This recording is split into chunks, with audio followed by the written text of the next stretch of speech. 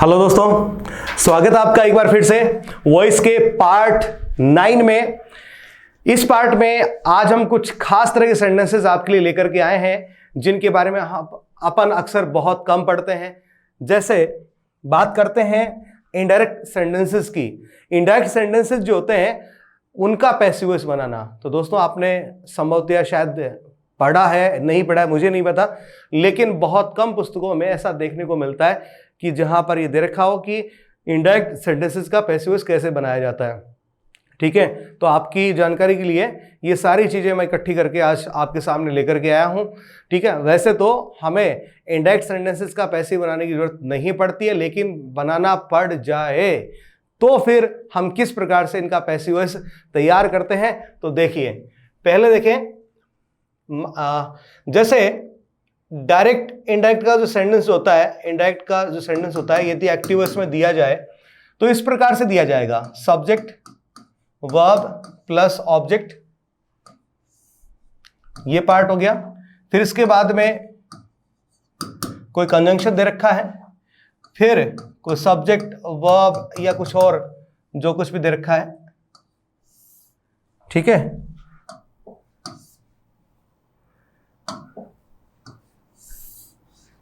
इस पार्ट को ऐसे दे रखा है। आपको ये वाला जो पार्ट है जिसको आप रिपोर्टिंग स्पीच के नाम से जानते हैं, अक्सर इसको आप रिपोर्टिंग वर्ब कह देते हैं, जो कि थोड़ा सा रानियस होता है, गलत होता है। ठीक है, रिपोर्टिंग वर्ब, इसके भीतर जो वर्ब होती है उसको रिपोर्टिंग वर्ब कहते हैं।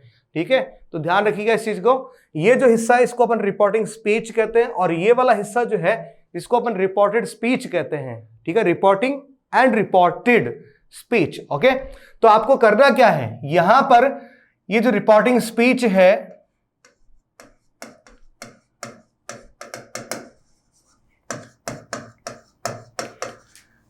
इसका जो ऑब्जेक्ट दे रखा है इसको आप लेकर के आएंगे और इसे आप क्या बना देंगे, सब्जेक्ट बना देंगे। जो वर्ब दे रखी है, ठीक है, आप इसको लेकर के आएंगे और इसे बी प्लस वर्ब की थर्ड फॉर्म के रूप में लिख देंगे। ठीक है, और फिर आपका पूरा का पूरा रिपोर्टेड स्पीच वाला पार्ट जो है आप उसे लिख दीजिए। इतना सा काम बस आपको करना है, इसमें कहीं पर कोई आपको ज्यादा दिमाग लगाने की आवश्यकता नहीं पड़ेगी। जैसे एक सेंटेंस लेते हैं यहां पे She asked me if I met Ram. If I met Ram.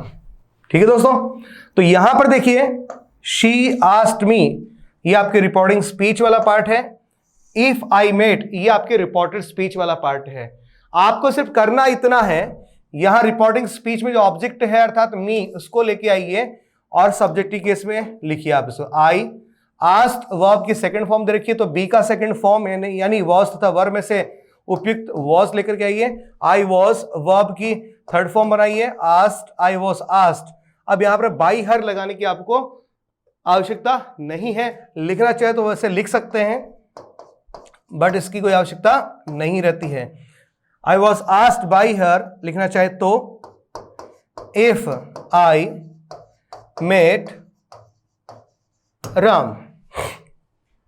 ठीक है दोस्तों, इस प्रकार से आप क्या कर सकते हैं, इसका पैसिव वॉइस आप तैयार कर सकते हैं।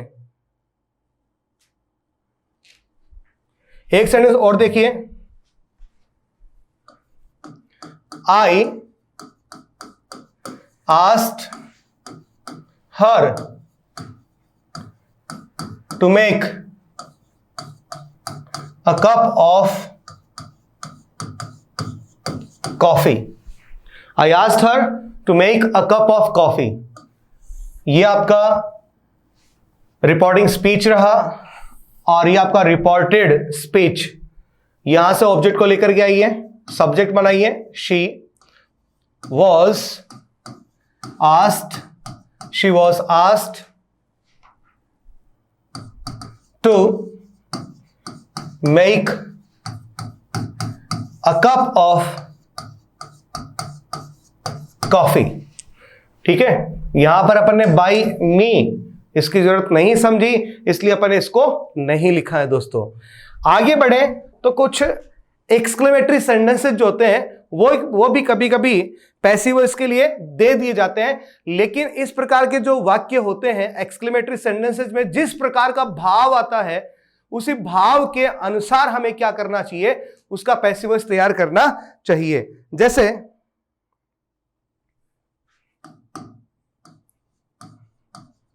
व्हाट अ मैन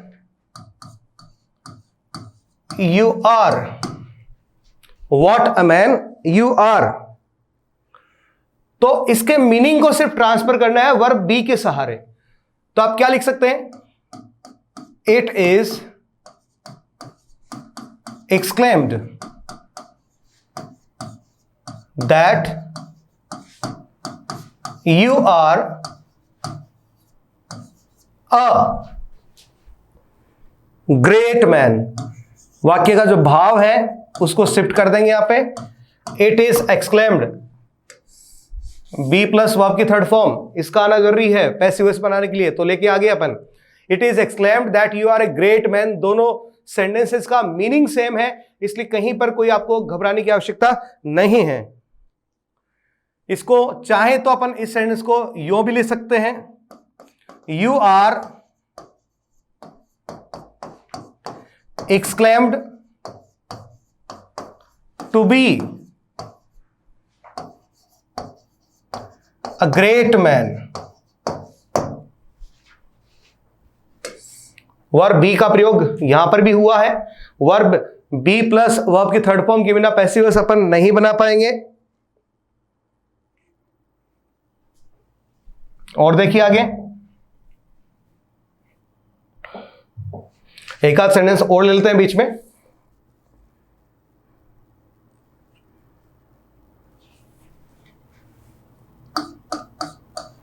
जैसे हुर्रे वी हैव वॉन। यहां पर जीत की जो खुशी है उसे उल्लास के साथ व्यक्त किया जा रहा है, तो अपन यहां यूं भी लिख सकते हैं, Our victory is cheered। Our victory is cheered। दोनों सेंटेंसेस का मीनिंग जो है वो सेम है, इसलिए यहां पर कहीं पर कोई दिक्कत नहीं है। दुख को व्यक्त करने वाला सेंटेंस जैसे अपन लेते हैं इसमें, he is नो मोर। बड़े दुख के साथ कहना पड़ रहा है कि वो व्यक्ति नहीं रहा। तो इस सेंटेंस के माध्यम से हम क्या रहे हैं, हम इस सेंटेंस के माध्यम से किसी व्यक्ति की मृत्यु पर विलाप कर रहे हैं, दुख का भाव व्यक्त कर रहे हैं, दुख की अभिव्यक्ति कर रहे हैं। इसलिए अपन यहां पर लिख सकते हैं that his death is lamented। His death is lamented।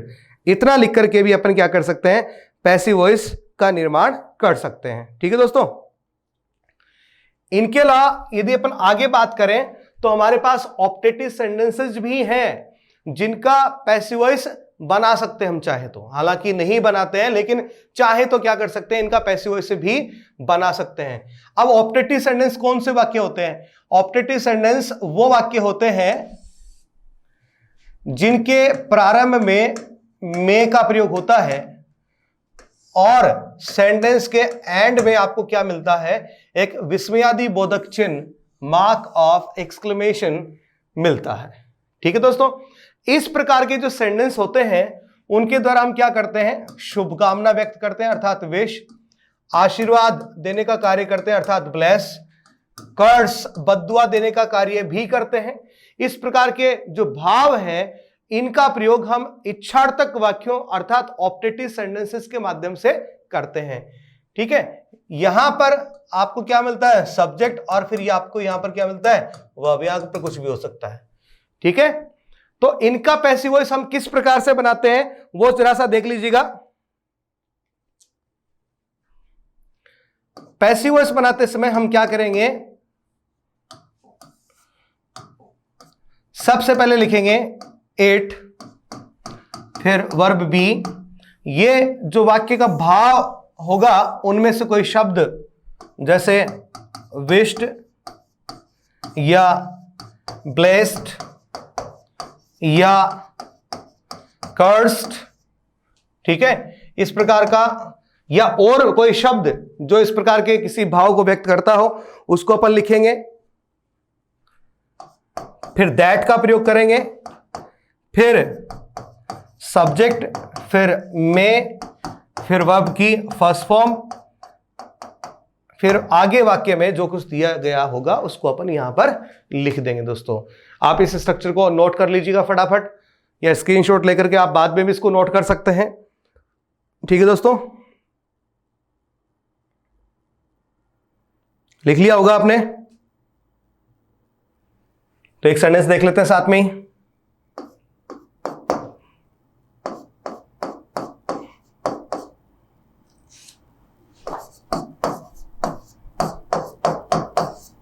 May she die सून, भगवान करे वो जल्द निपट जाए, मर जाए। कई ऐसे लोग होते हैं जो इस प्रकार का भाव व्यक्त करते हैं भाई। ठीक है, यहां पर किसी के लिए हम बुरा सोच रहे हैं, अर्थात हम उसे क्या कर रहे हैं, बद्दुआ दे रहे हैं, श्राप दे रहे हैं, उसके लिए बुरा भाव जो है मन में लेकर के आ रहे हैं, तो we are cursing someone. Okay, तो सबसे पहले क्या लिखना आपको, इट इज, तो विश्ड या ब्लेस्ड तो नहीं लिखेंगे, क्या लिखेंगे, it is cursed that, that तक पहुंच गए, फिर क्या करना आपको, सब्जेक्ट लिखना, तो सब्जेक्ट यहां पर क्या था, शी, तो लिखेंगे दैट शी, वर्ब की फर्स्ट फॉर्म से पहले आप मे का प्रयोग करेंगे, शी मे डाई, और आगे जो कुछ लिखा गया है उसको आप लिख देंगे। ध्यान रखेंगे लास्ट में फुल स्टॉप का प्रयोग किया जाएगा, मार्क ऑफ एक्सक्लेमेशन का आप प्रयोग नहीं करने वाले हैं। ठीक है दोस्तों, नोट कीजिए इसको फटाफट, फिर एक और सेंटेंस लेते हैं, फिर आगे बढ़ते हैं।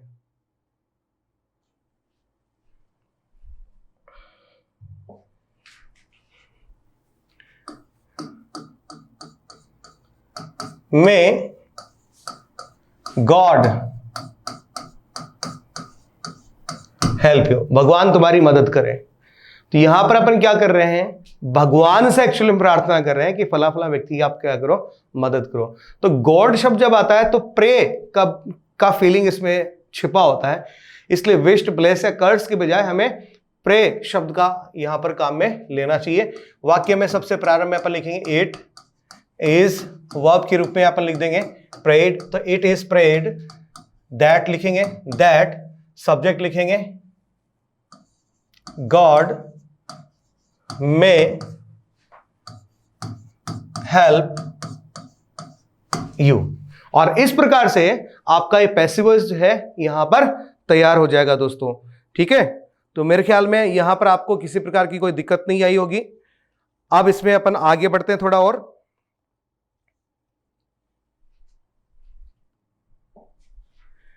आगे जो पैसिव वॉइसेस हैं उनका नाम अपन लिया क्वाज़ी पैसिव वॉइस। ठीक है, यहां पर शब्द पे गौर कीजिएगा, इसका उच्चारण जो है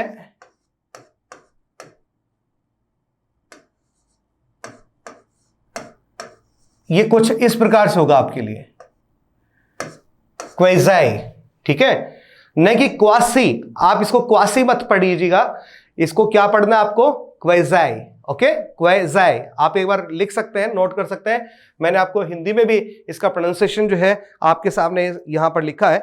यहां पर एक्चुअली क्या होता है, क्वाज़ी जो पैसिव वॉइसेस वाले जो वाक्य हैं, अर्थात एक्टिव वॉइस के वाक्य हैं जिनको हमें पैसिव वॉइस में लेकर के जाना है, यहां पर वर्ब जो होती है, वर्ब के बाद में आपको या तो एडजेक्टिव मिलता है या फिर कोई एडवर्ब मिलता है, कोई आपको यहां पर ऑब्जेक्ट नहीं मिलता है। क्या नहीं मिलता है, ऑब्जेक्ट नहीं मिलता है।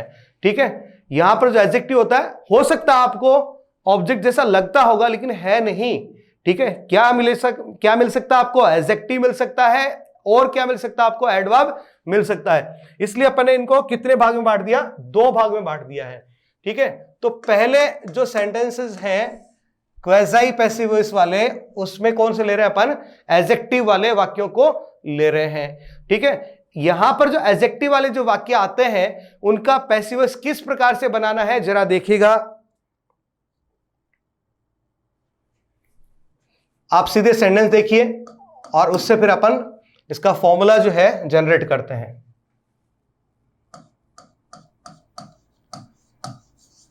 Mango test sweet. ठीक है, यदि क्वेज़ी सेंटेंस दिया गया है, क्वेज़ी का एक्टिव वॉइस दिया गया है, पैसिव वॉइस बनाना है, इसमें जो वर्ब आती है, पहली बात तो इन वर्ब्स का संबंध जो है हमारी सेंसेस से होता है। किससे होता है दोस्तों? सेंसेस से होता है। और यहां पर जो वर्ब दी जाती है, आप इस वर्ब को वर्ब बी में बदल सकते हैं, सेंटेंस के मीनिंग पर फर्क नहीं पड़ेगा। देखिए, मैंगो टेस्ट स्वीट, इसको आप यूं भी कह सकते हैं, वर्ब बी ले आइए, प्रेजेंट का फॉर्म है, एस लगा हुआ है, तो प्रेजेंट की फॉर्म लेके आइए बी की, अर्थात इज एम आर, मैंगो के साथ में क्या लगता है? इस लगेगा, तो मैंगो इज स्वीट कह दीजिए या मैंगो टेस्ट स्वीट कह दीजिए, एक ही बात है ना दोस्तों, कहीं पर कोई दिक्कत नहीं है। ठीक है, तो यहां पर ये आपका क्या है? सब्जेक्ट है, वर्ब है, और ये ऑब्जेक्ट नहीं है बल्कि क्या है? कोई एडजेक्टिव है। ठीक है, तो इसका पैसिव वॉइस जो है कैसे बनेगा देखिएगा। मैंगो, ये वर्ब बी में ले आते हैं अपन इसको, मैंगो इज स्वीट। ठीक है, कब स्वीट कब लगता है? व्हेन इट इज टेस्टेड, जब इसको चखा जाता है। Mango is sweet when it is tested. समझ गए आप? तो इसका एक प्रकार से और आप पैसिव वॉइस बना सकते हो, और वो यूं है, मैंगो इज स्वीट व्हेन, यहां पर देखिए इट का प्रयोग किसके लिए हो रहा है? तो आप कहेंगे इट का प्रयोग मैंगो शब्द के लिए हो रहा है, अर्थात यहां पर रिपीटिशन हुआ कि नहीं हुआ? बताइए, हुआ कि नहीं हुआ? हुआ। ओके, इज का भी रिपीटिशन हुआ कि नहीं हुआ? मैंगो के साथ इज लगा था, तो यहां पर इट के साथ भी क्या लगाना पड़ा? इज लगाना पड़ा, अर्थात रिपीटिशन हुआ। और पैसिव वॉइस में हमें क्या नहीं करना चाहिए? पैसिव वॉइस को छोड़िए, किसी भी सेंटेंस में हमें अननेसेसरी रिपीटिशन को अवॉइड करना चाहिए। तो हम क्या करते हैं? इन दोनों शब्दों को हटा देते हैं, तो सिर्फ क्या लिख देंगे अपन? When tested. तो अब देखिए आपके पास यहां पर 2 पैसिव वॉइस बन गए, mango is sweet when it is tested, ऐसे भी लिखा हुआ सकता है, गलत नहीं है। ठीक है, लेकिन इनको ड्रॉप भी किया जा सकता है। तो ड्रॉप करने के बाद सेंटेंस कैसे बनेगा आपका? Mango is sweet when tested. Okay, mango is sweet when tested. तो आपने एक्चुअली किया क्या था? जो सब्जेक्ट वर्ब और एडजेक्टिव था उसमें से सबसे पहले आपने पैसिव वॉइस बनाते समय क्या किया भाई? सबसे पहले आपने सब्जेक्ट को रखा, फिर आपने क्या रखा? वर्ब बी को रखा, फिर आपने क्या किया? एडजेक्टिव रखा, एडजेक्टिव के बाद में आपने क्या किया? व्हेन को रखा, व्हेन के बाद में आपने क्या किया? जो सब्जेक्ट था उसको, फिर वर्ब बी को, और वर्ब की थर्ड फॉर्म को। आप क्या कर सकते हैं? सब्जेक्ट और बी को यहां इस पार्ट से ड्रॉप कर सकते हैं। तो ये आपका क्या रहा? पैसिव वॉइस का स्ट्रक्चर तैयार हो गया। ठीक है दोस्तों, एक बार फिर से आप नोट कर लीजिए, फिर से देख लीजिएगा। सेंटेंस क्या था? Mango test sweet. आम क्या लगता है? मीठा लगता है, स्वाद लेने पे, चखने पे। तो mango is sweet when it is tested कैसे बना है? पैसिव वॉइस बनाते इसमें क्या कीजिए? सब्जेक्ट को लिखिए। तो अपन ने सबसे पहले किसको लिख दिया? सब्जेक्ट को लिखा। फिर जो वर्ब दे रखी है ठीक है, वर्ब ऑफ सेंसेस परसेप्शन दे रखी है, उसको चेंज कीजिए, वर्ब बी में कर दिया अपन ने। फिर उसके बाद में एडजेक्टिव लिखिए, तो अपन ने स्वीट जो एडजेक्टिव दे रखा था उसको लिख दिया। फिर वेन शब्द लिखिए, हमने वेन शब्द को लिख दिया। फिर जो प्रारंभ में सब्जेक्ट दे रखा था उसको लिखिए, तो वहां पर सब्जेक्ट को दो बार तो नहीं लिख सकते, उसके लिए प्रोनाउन आएगा, नाउन आए तो प्रोनाउन आएगा उसके लिए, तो हमने इसकी जगह इट लिख दिया। फिर बी का फॉर्म इज लिख दिया, फिर वर्ब की थर्ड फॉर्म टेस्टेड लिख दिया, और इस प्रकार से आपका ये पैसिव वॉइस तैयार हो गया दोस्तों। ठीक है दोस्तों, कोई दिक्कत इसमें? आगे बढ़े, एक सेंटेंस और लेते चलिए। The sofa feels soft, the sofa feels soft, subject हो गया, वर्ब हो गया, और ये आपका एडजेक्टिव हो गया। तो सबसे पहले आप सब्जेक्ट को लिखिए, the sofa is soft when, अब इसके लिए सोफा के लिए प्रोनाउन इट लिखिए, वर्ब बी लगाइए is, when it is, feel की थर्ड फॉर्म फेल्ट। ठीक है, दूसरे तरीके से आप लिखना चाहे तो आप यो लिख सकते हैं, the sofa is soft when felt. ठीक है दोस्तों, बिल्कुल कहीं पर कोई दिक्कत नहीं, बहुत ही आसान सा तरीका है, आराम से आप लिख लीजिए, इसको फटाफट लिखिए, या इसका स्क्रीनशॉट ले सकते हैं।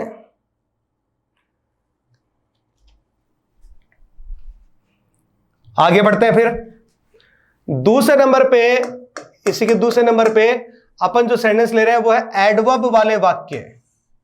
कौन से वाक्य ले रहे हैं? एडवर्ब वाले, इसमें वाक्य अपन लेकर के आ रहे हैं। ठीक है, यहां पर क्या होगा, वर्ब के बाद में एडवर्ब का प्रयोग होगा। किसका प्रयोग होगा? एडवर्ब का प्रयोग होगा। जैसे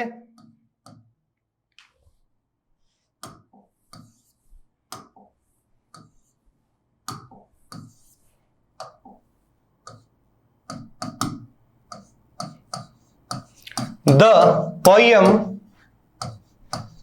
रीड्स वेल, सब्जेक्ट है, वर्ब है, और ये एडवर्ब है, ऑब्जेक्ट नहीं है, एडजेक्टिव भी नहीं है, ये क्या है? एडवर्ब है। तो वाक्य के सिर्फ भाव को आप परिवर्तित कीजिए, ज्यादा आपको इसमें कुछ भी करने की आवश्यकता नहीं, सिर्फ भाव को आपको परिवर्तित करना है दोस्तों। क्या लिखेंगे? द भाव को अपरिवर्तित रखना है, बाकी आप चेंजेस कर सकते हैं, वाक्य के भाव को अपरिवर्तित रखना है दोस्तों। ठीक है, द पोयम साउंड्स वेल, यहां से दोनों सेंटेंसेस के मीनिंग जो एग्जैक्ट सेम हो गए। द पोयम रीड्स वेल, अर्थात कविता जो है पढ़ने में बहुत ही अच्छी लगती है, सुनने में बहुत ही अच्छी लगती है, तो आपने क्या कह दिया? द पोयम साउंड्स वेल, कि पोयम बहुत अच्छी लग रही है भाई। ओके, तो ये रहा आपका इसका पैसिव वॉइस। तो क्वाइजाई पैसिव वॉइस को अपन ने देख लिया, दो प्रकार के हैं, यहां पर वर्ब के बाद एडजेक्टिव आ सकता है या फिर एडवर्ब आ सकता है, दोनों ही तरीके आपने देखे हैं, समझे हैं। ठीक है दोस्तों, अब हम बात करने वाले हैं वॉइस कांस्टेंट की। किसकी बात करने वाले हैं जी? वॉइस कांस्टेंट की। वॉइस कांस्टेंट का आप थोड़ा सा मतलब समझ लीजिए, ये अलग ही कैटेगरी है जिसके बारे में आज अपन बात करने वाले हैं। बहुत सारी बुक्स में तो इसके बारे में बात भी नहीं होती है। ठीक है, इसके बारे में आज अपन यहां पे बात कर रहे हैं। वॉइस कांस्टेंट, कांस्टेंट का मतलब क्या होता है? बाधा। ठीक है, अर्थात वॉइस के लिए कोई बाधा उत्पन्न हो जाए तो किस प्रकार की बाधा उत्पन्न हो सकती है? बाधा यही उत्पन्न हो सकती है कि मान लीजिए भाई आपका जो वॉइस है, आपका जो सेंटेंस है एक्टिव वॉइस का है, तो उसको एक्टिव वॉइस में ही रहना पड़ेगा, पैसिव वॉइस उसका नहीं बनेगा, ये हो सकता है। या फिर आपका कोई सेंटेंस जो केवल पैसिव वॉइस में रहेगा, उसका एक्टिव वॉइस तैयार नहीं होगा। ठीक है, ये भी हो सकता है। समझ गए? तो देखिए इसमें क्या होता है, यहां पर सबसे पहले अपन लिया एक्टिव ओनली। कौन सा? एक्टिव ओनली, अर्थात कुछ ऐसे सेंटेंसेस होते हैं जो केवल किस में लिखे जाएंगे? एक्टिव वॉइस में रखे जाएंगे।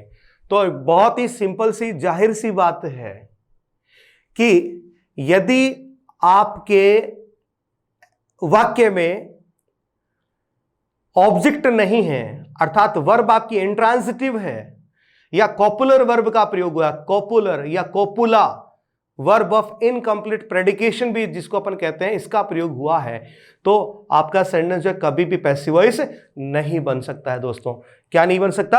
आपका सेंटेंस कभी पैसिव वॉइस नहीं बन सकता है। लेकिन इनके अलावा कुछ ऐसी वर्ब्स हैं, क्या है? कुछ ऐसी वर्ब्स हैं जिनके बाद में ऑब्जेक्ट दिया हुआ है। क्या दिया हुआ है? ऑब्जेक्ट दिया हुआ है, बावजूद इसके उन सेंटेंसेस का पैसिव वॉइस नहीं बनेगा। और इस प्रकार की वर्ब्स को अपन नाम देते हैं मिडिल वर्ब्स। क्या नाम देते हैं दोस्तों? मिडिल वर्ब्स ये नाम देते हैं। जैसे have, heard, become, resemble, lack या स्वीट, ये कुछ इस तरह की वर्ब्स हैं जिनका प्रयोग सेंटेंस में होता है। इनके बाद ऑब्जेक्ट भी आते हैं, ऑब्जेक्ट आने के बावजूद भी इनका क्या नहीं बनाया जाएगा? इनका पैसिव वॉइस नहीं बनाया जाएगा। ठीक है, इस प्रकार की वर्ब्स को क्या नाम देते हैं? मिडल वर्ब्स नाम देते हैं। तो इनको आप बिल्कुल देख लीजिए, क्या पता इस प्रकार से आपके लिए कोई प्रश्न एग्जाम में दे दिया जाए कि ये वर्ब्स दे रखी हो और इनके बाद ऑब्जेक्ट भी हो और फिर इनका पैसिव वॉइस बना करके आपसे एरर पूछ लीजिए। ठीक है, कॉमन एरर के सवाल जो इस प्रकार से तैयार हो सकते हैं, तो इनको आप जरूर तैयार कीजिएगा। जैसे फॉर एग्जांपल, शी resembles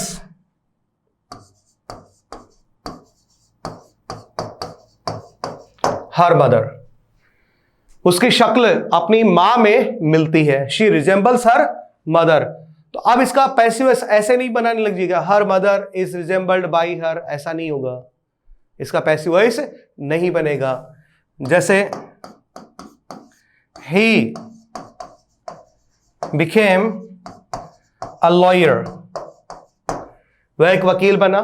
ठीक है, बिकेम एन बना, क्या बना भाई? अ लॉयर, ऑब्जेक्ट दिख रहा है। ठीक है, पैसिव वॉइस नहीं बनेगा। तो आपको ये वर्ब्स ध्यान में रखनी है कि ये फला फला वर्ब्स कौन कौन सी? Have, hold, become, resemble, lack, suit, इस प्रकार की वर्ब यदि किसी सेंटेंस में आपको मिलती है तो वह सेंटेंस कभी भी पैसिव वॉइस का नहीं होगा। ओके दोस्तों, आगे बढ़ते हैं। पैसिव ओनली,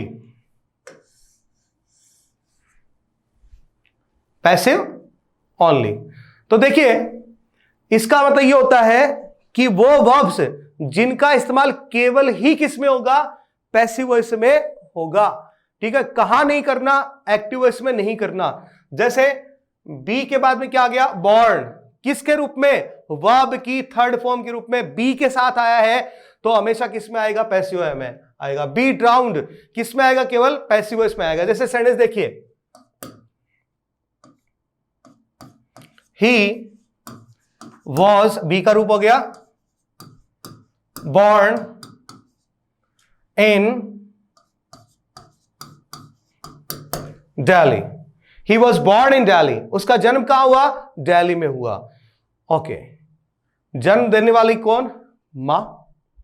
तो आप इसको ऐसे तो नहीं लिखेंगे ना, his mother bore him in Rajasthan, in Delhi, जो भी है, his mother bore him in Delhi, ऐसा तो नहीं लिखा जाता कभी कि उसकी मां ने उसे राजस्थान में जन्म दिया। इस प्रकार से तो नहीं कहते हैं हम कभी भी। जब कहते हैं अपने बारे में, आप सोच के देख लीजिए आप किस प्रकार से अपने आप को इंट्रोड्यूस करते हैं कि मेरा जन्म राजस्थान में हुआ, आप यूं ही तो कहते हैं। वहां पर यूं थोड़ी कहते हैं कि मेरी मां ने मुझे राजस्थान में जन्म दिया था, नहीं कहते ऐसे। दैट मीन्स यहां पर बी प्लस बॉर्न जो है, इसका प्रयोग केवल किस में है? पैसिव वॉइस में है। ठीक है, ये आपका एक्टिव वॉइस का सेंटेंस नहीं है, पैसिव वॉइस का है। ठीक है, आप लिख के देख लीजिए, he was born by his mother, मां ने जन्म दिया है, तो जन्म देने वाला ही तो नहीं है ना, मदर है। ठीक है, अर्थात यहां पर अफेक्टेंट पहले दे रखा है तो वाक्य किसका? आपका पैसिव वॉइस का है। इसी प्रकार से बी ड्राउंड जो है उसका प्रयोग भी केवल किस में होता है? पैसिव वॉइस में होगा। इसका प्रयोग भी आपको कहां नहीं करना है? एक्टिव वॉइस में नहीं करना है। ठीक है दोस्तों, जैसे a boy fail into a river and was drowned।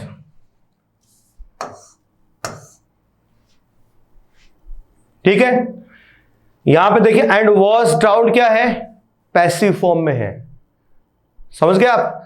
तो यहां आप ये समझ लीजिएगा कि ड्राउंड और बोर्न का प्रयोग वर्ब बी के साथ में केवल कहां करना? आपको पैसिव वॉइस में ही करना है, कहीं और नहीं करना, एक्टिव वॉइस में नहीं करना है। चलिए आगे बढ़ते हैं इसमें। अगली सबसे इंपॉर्टेंट चीज अब आपके सामने आ रही है, कोरेफरेंस बिटवीन सब्जेक्ट एंड ऑब्जेक्ट। यदि एक्टिव वॉइस का जो सब्जेक्ट दे रखा है और ऑब्जेक्ट दे रखा है, दोनों एक ही व्यक्ति हैं, समान है, सब्जेक्ट और ऑब्जेक्ट, अर्थात वर्ब का डूअर और वर्ब से प्रभावित होने वाला उसका अफेक्टेंट दोनों एक ही व्यक्ति हैं, तो फिर पैसिव वॉइस नहीं बन सकता। क्या नहीं बनेगा?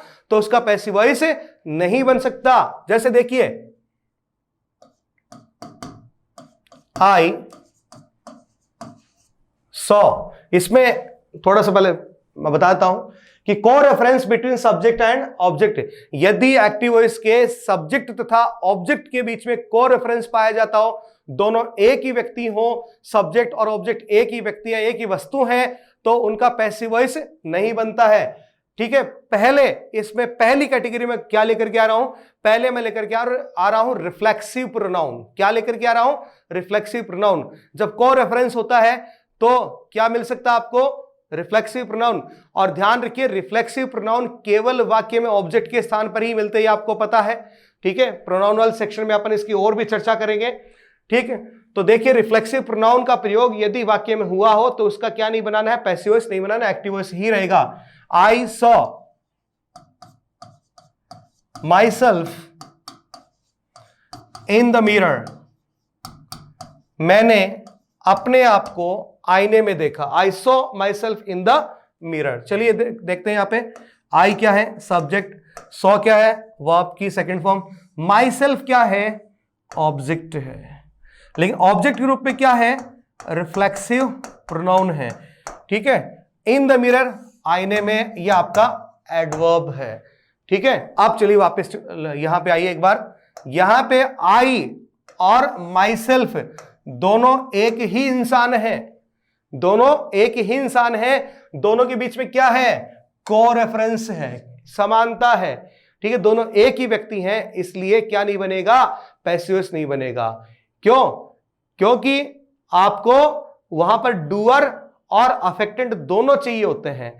ठीक है, यहां पर एक ही है, इसलिए इसका पैसिव वॉइस संभव नहीं है। और यदि आपने यो लिख दिया myself was seen in the mirror by me, तो आपका सेंटेंस क्या होगा? गलत होगा। क्योंकि कभी भी कोई रिफ्लेक्सिव केस का प्रोनाउन जो है वो कभी भी क्या नहीं बन सकता? सब्जेक्ट के स्थान पर नहीं आ सकता। समझ गए? तो इसलिए इसका पैसिव वॉइस क्या नहीं होगा? संभव नहीं होगा। ओके दोस्तों, नोट कर लीजिएगा इसको। आगे बढ़ते हैं। मान लीजिए रेसिप्रोकल प्रोनाउन का प्रयोग हुआ हो, और रेसिप्रोकल प्रोनाउन भी हमेशा ही वाक्य ऑब्जेक्ट के स्थान पर आते हैं। रेसिप्रोकल प्रोनाउन जो है उनका प्रयोग किस अर्थ में होता है? कौन से होते हैं? तो देखिए ईच अदर तथा वन अनदर, ये क्या करते हैं? आपस के, म्यूचुअल, आपस के संबंध को बताते हैं। किसको बताते हैं? आपस के संबंध को बताते हैं। किसके आपस के भैया? ऑब्जेक्ट के स्थान पर रहे तो सब्जेक्ट के साथ संबंध बताएंगे। तो सब्जेक्ट के साथ जब ये संबंध बता रहे हैं तो वही बात होगी जो अपन पहले करके आए थे, रिफ्लेक्सिव प्रोनाउन के साथ करके आए थे। इसलिए हम क्या नहीं कर सकते, इनका भी पैसिव वॉइस तैयार नहीं कर सकते। जैसे we each could hardly recognize each other। हम दोनों मुश्किल से एक दूसरे को पहचान सके। सब्जेक्ट क्या है? we।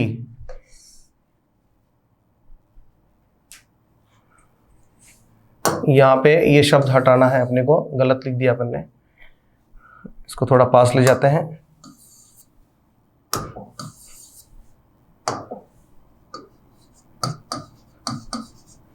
Sorry.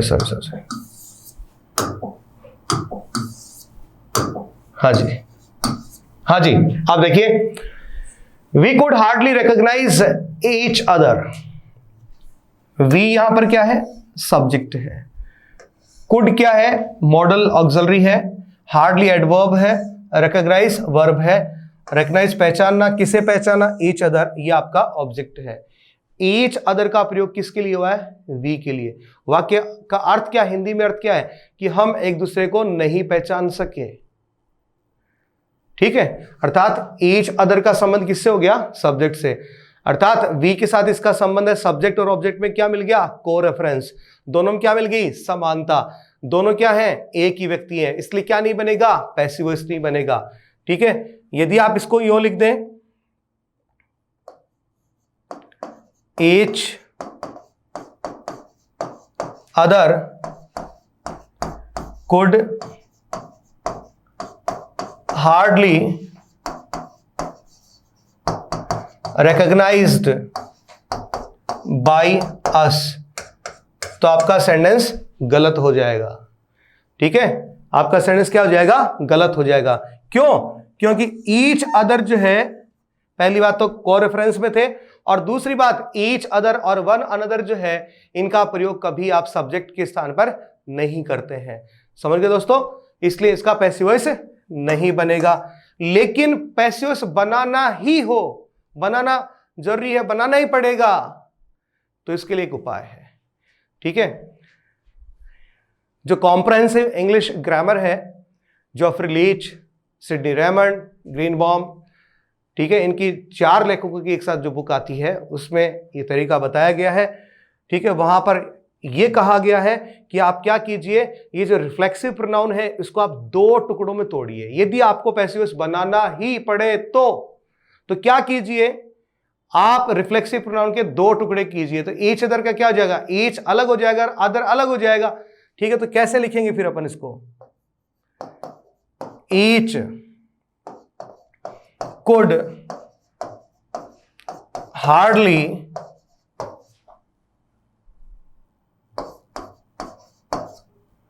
B recognized by the other, और इस प्रकार से आपका पैसिव वॉइस बन जाएगा। यहां थोड़ा सा मैंने बी लेट लिखा है, थोड़ा चूक हो गई थी, यहां बी लिखना चाहिए था मेरे को। ठीक है दोस्तों, या अब देखिए आपका पैसिव वॉइस तैयार हो चुका है। Each could hardly be recognise by the other. समझ गए? ओके, आगे बढ़ते हैं। और क्या दिया जाए? तो पॉजेसिव डिटरमिनर्स का प्रयोग यहां पर मान लीजिए कर लिया जाए। किसका प्रयोग? किसी पॉजेसिव डिटरमिनर का। ठीक है, और वो इस प्रकार से किया जाए कि सब्जेक्ट के साथ उसका को रेफरेंस हो जाए। जैसे आई shook माई हेड, मतलब क्या हो? मैंने अपने सर को झटका, हिलाया, मैंने अपने सर को झटक दिया, हिला दिया। ओके, सब्जेक्ट क्या है इसमें? देखिए ये रहा शुक। ठीक है, वर्ब देखिए माई हेड, ये क्या है? ऑब्जेक्ट है। लेकिन यहां पर माई क्या है? एक पॉजेसिव डिटर्मिनर है। और ये माई हेड ये हेड किसका बताइए? आई का। ठीक है, तो माई हेड और आई के बीच में को रेफरेंस हुआ कि नहीं हुआ? हो गया। तो अब इसका क्या नहीं बनेगा? पैसिव वॉइस नहीं बनेगा दोस्तों, समझ गए? तो ये था अपना एक्टिव वॉइस, पैसिव वॉइस।